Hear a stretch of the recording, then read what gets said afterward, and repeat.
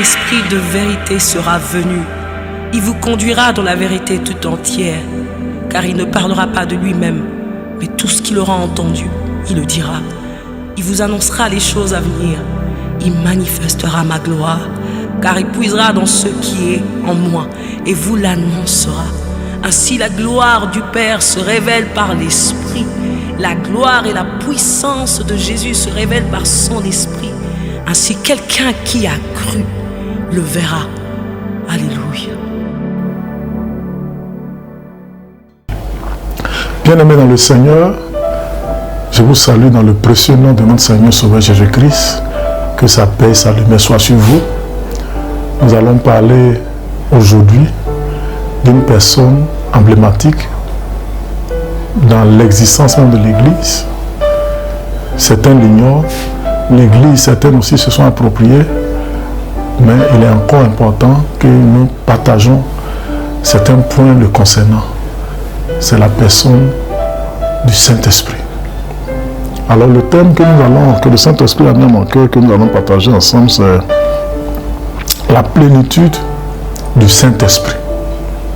Nous allons nous appuyer sur Éphésiens 5, verset 18, qui est le verset que le Saint-Esprit nous a communiqué. Je lis la parole. Ne vous enivrez pas de vin, c'est de la débauche. Soyez au contraire remplis de l'Esprit. Éphésiens chapitre 5, verset 18. Je relis le texte. Ne vous enivrez pas de vin, c'est de la débauche. Soyez au contraire remplis de l'Esprit. Bien-aimé, le Seigneur, avant de quitter la terre, a fait une réunion avec ses disciples. Et lors de cette réunion, il a dit à ses disciples que le temps était venu pour lui de quitter le commun des mortels. Et en même temps, une grande tristesse s'est emparée des disciples. Vous voyez ça dans Jean chapitre 16, verset 1 jusqu'à 4. Et Jésus va leur dire ceci, à partir du verset 7. Il dit, je ne vous laisserai pas orphelins. Je vous enverrai un consolateur. Je vous enverrai Ruach HaKodesh. Kodesh. Roi HaKodesh. C'est le nom du Saint-Esprit en hébreu. Vous pouvez proclamer Ruach HaKodesh dans votre maison. Il y a une vertu, il y a un aspect spirituel qui va se déverser sur votre vie. Nous sommes dans l'atmosphère de l'Esprit et j'ai la foi qu'au thème de cette émission, beaucoup qui étaient dans l'engagement, qui avaient déjà reçu l'Esprit, Dieu va les visiter à nouveau.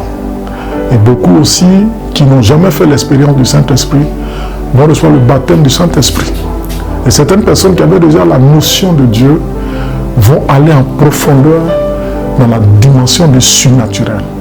Parce que connaître la plénitude du Saint-Esprit nous introduit dans le surnaturel. Je m'explique et nous allons revenir sur le texte pour voir le sens même de ce mot rempli. Rempli en grec, c'est pléro. Pléro, rempli en grec. Et pléro, c'est aussi un mode impératif. Quand le Seigneur dit soyez remplis, il y a deux modes qui interviennent. D'abord le mode impératif et la voix passive. Le mode impératif introduit là l'idée de l'ordre divin. Voilà. Dieu demande à ce que tous les croyants soient remplis de son esprit. Remplis de l'esprit, c'est la responsabilité de tout croyant. Donc Dieu indique un ordre divin pour tous les croyants d'être remplis de l'esprit. La voie passive indique que le chrétien lui-même, le disciple, ne peut pas se remplir de lui-même, mais une autre personne va le remplir de l'esprit par son action souveraine. Et ça, c'est Dieu. Dieu, par son action souveraine, va remplir le chrétien, le croyant. Ce que nous pouvons déduire comme une conclusion partielle à travers ces petites remarques qu'on a faites, c'est la plénitude du Saint-Esprit nécessite à la fois la responsabilité de l'homme et la souveraineté de Dieu. Donc vous avez votre part. Si vous êtes rempli de l'Esprit, vous avez une part de responsabilité. Vous devez désirer l'Esprit de Dieu. Vous devez avoir soif du Saint-Esprit. David pourrait dire, mon âme a soif, soupire après Dieu, comme une biche soupire après une source d'eau. Donc Dieu veut vous voir soupirer, désirer ardemment être rempli de son esprit.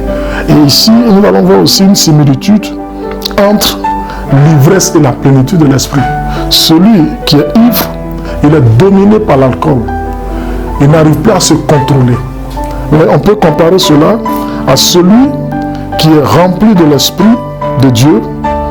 Celui qui est rempli de l'esprit de Dieu est dominé ou contrôlé par l'esprit de Dieu. Mais lui, le Saint-Esprit donne la maîtrise de soi, ou un peu, qui est un des fruits de l'esprit.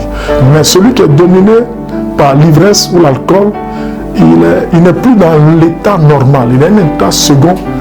Donc à partir de ce moment, on peut le comparer à celui qui est ivre aussi du Saint-Esprit, qui est rempli de l'Esprit, qui n'est plus dans son état naturel et qui est dans un état surnaturel. Par conséquent, avoir la plénitude de l'Esprit nous introduit automatiquement dans une vie du surnaturel.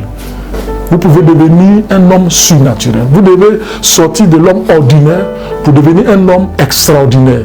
Un homme qui rentre dans le surnaturel. Vous quittez le naturel pour devenir surnaturel. Je vous vois quitter, à travers cet enseignement, d'une dimension naturelle pour entrer dans la dimension surnaturelle. Dieu veut habiter en vous, parce que vous êtes la maison de Dieu, vous êtes le temple de Dieu, et vous pouvez marcher dans la dimension surnaturelle, parce que Dieu en vous remplit, vous conduit dans cette logique de surnaturel. Bien aimé, il faudrait que vous sachiez quelque chose. Pour ceux qui veulent avoir la plénitude de l'esprit, il y a quelque chose de fondamental. Plus vous vous donnez à Dieu, vous donnez à Dieu la primauté, la première place, plus la plénitude de l'esprit déborde en vous. C'est vraiment important. Et ici, le Seigneur nous révèle, à travers Jean 7, versets 37 à 39, que plus nous donnerons la première place à Jésus dans notre vie, plus il nous remplira de son esprit. Qu'est-ce qui occupe la première place de ta vie? Qu'est-ce qui occupe la première place de ton âme, de tes pensées, de ton esprit? Si c'est Christ, l'esprit va davantage nous remplir. Permettez au Seigneur d'occuper la première place de votre vie. Souvent c'est l'argent, souvent c'est d'autres activités socio-professionnelles, souvent c'est votre fille de mariage, de foyer, souvent c'est des projets individuels.